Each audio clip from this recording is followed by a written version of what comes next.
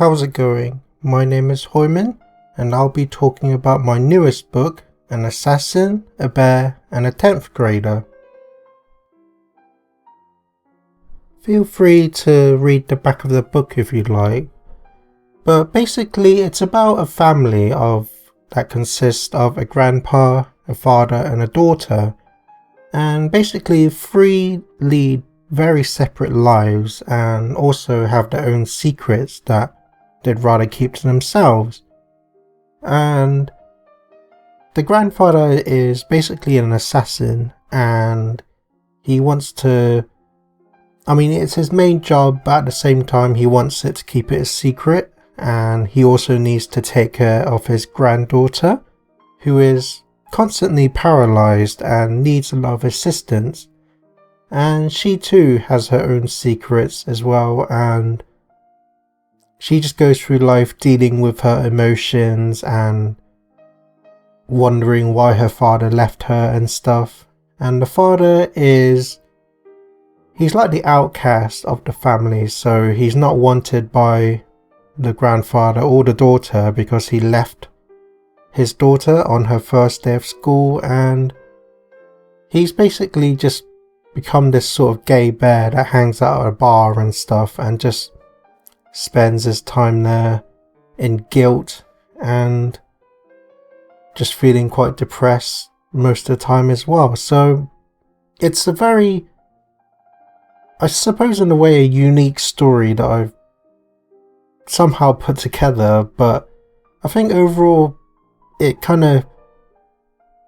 interesting in a way, and how I've put these sort of unique characters and their personalities together into one book. But hopefully I've accomplished that in a positive way, and I suppose I just hope that for the people who do choose to read it, they enjoy it. But I think overall, in the end, I'm quite proud of myself that I was able to put these three unique characters together into a single story. Because I like to design a variety of characters, I just always come up with many different characters and their individual stories in my head, and I often like to draw them out. And with this story, it was quite a unique start because I had three characters in my head that I had a rough story for each of them. So the three characters are the assassin, and then you've got the bear, and you've got the 10th grader as well. And each character already had a story sort of played out in my head, but I felt that I didn't quite have enough sort of material to go on to make a full book on each character. So I just thought, instead of three different books, I'll just combine these three very different characters into one book.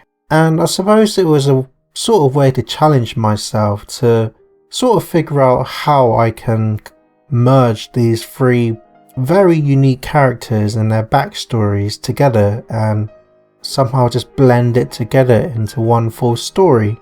Coming up with the idea, I had a lot of thinking and how I can combine it and what the overall story would even be like. I suppose in a way it just turned out very unique and a sort of very different book to what I usually write. So overall it was very challenging, but at the same time it was very fun and interesting to write as well. And because it's based on three different characters, before starting writing the book, I already wanted to write this book from a first person point of view. For those of you who know, my friend in the past lent me The Search for Meaning book, and that book was all told in first person, and that was just a very interesting sort of concept and perspective for me. So that inspired me for this book to write it from each individual character's perspective, so you'd feel what they are thinking, what they're feeling, and just what their thoughts are on what to do in certain situations. So again, it was a very different method of my usual writing, but at the same time, it was a challenge, but very fun and unique way to write it. So overall, it was very interesting to write.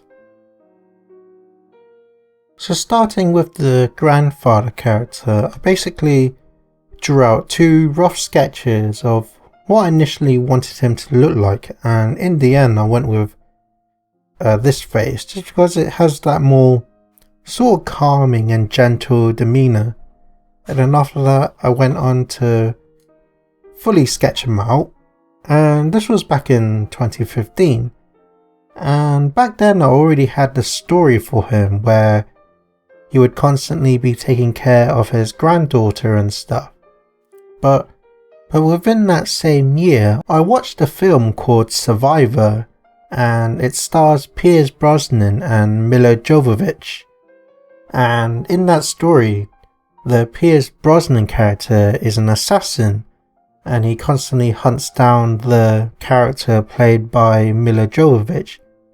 And that just seemed to inspire me to apply that method to the grandfather character. So although he still looks after his granddaughter, his alter persona is that he's a skilled assassin. And then this led to quite a big redesign, and this was my rough concept of how he would look in his assassin uniform.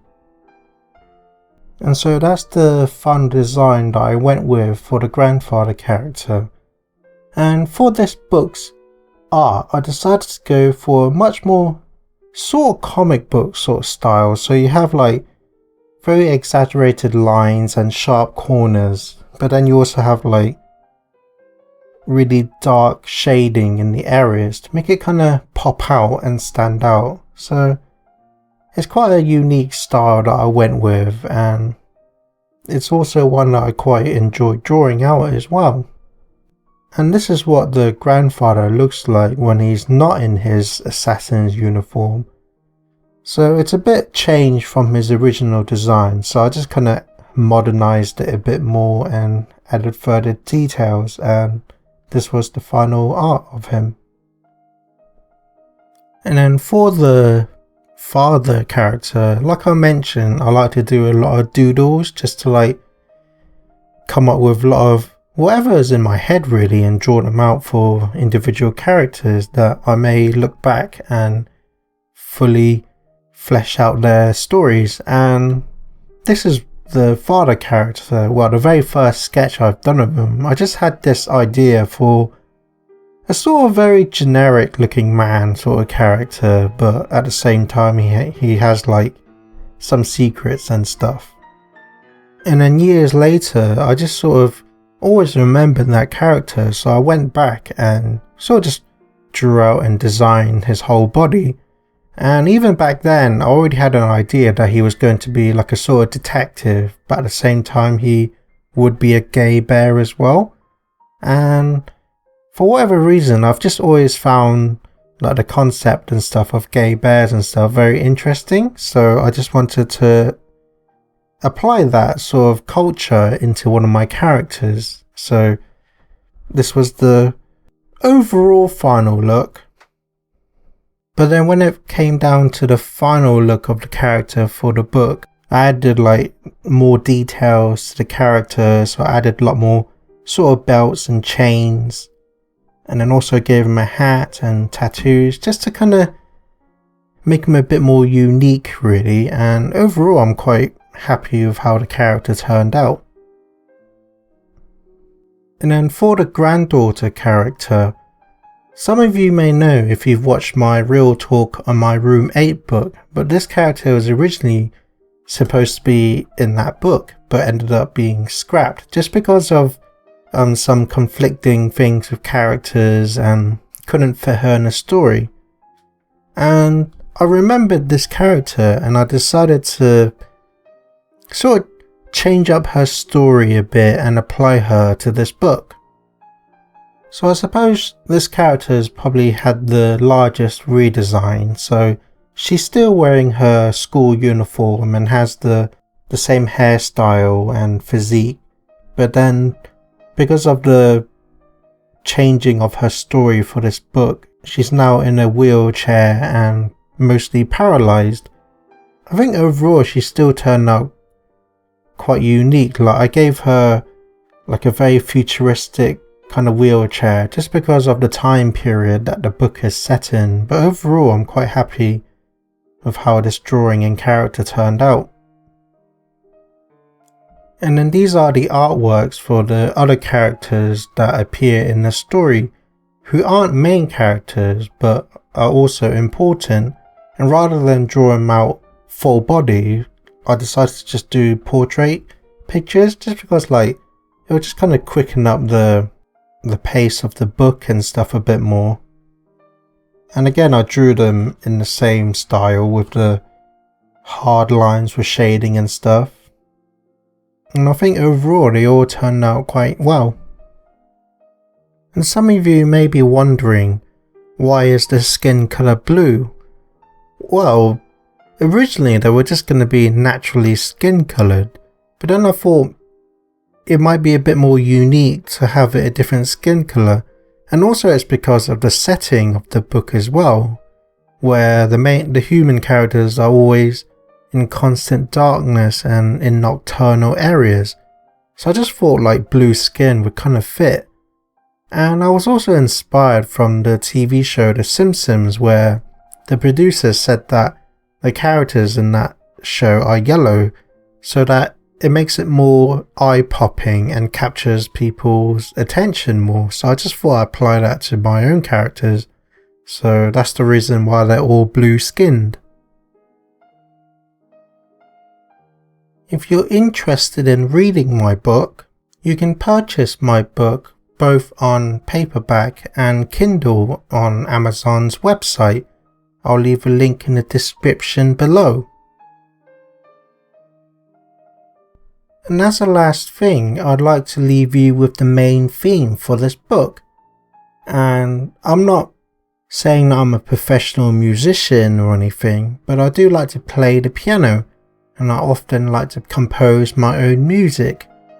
And when it came to composing the theme for this book, it was quite difficult because of like the setting of the story and how I can make a theme based on these three individual characters. But I think overall the story is quite sad and quite a darker tone, so I applied that to my music, and in the end it's something that's turned out that I really quite enjoy. Although it does feel a bit weird to praise my own work, but I rather prefer to think of just how proud I am of creating a piece. And because I suffer from mental health and stuff, I like to try and think more positively on things. So in the end, I'm really happy with how this theme turned out, and again, it starts off quite low key and sad, but then it gradually builds up into quite an emotional piece. So I hope you enjoyed the theme just as much as I enjoyed composing it, and without further ado, here's the main theme to an assassin, a bear, and a 10th grader.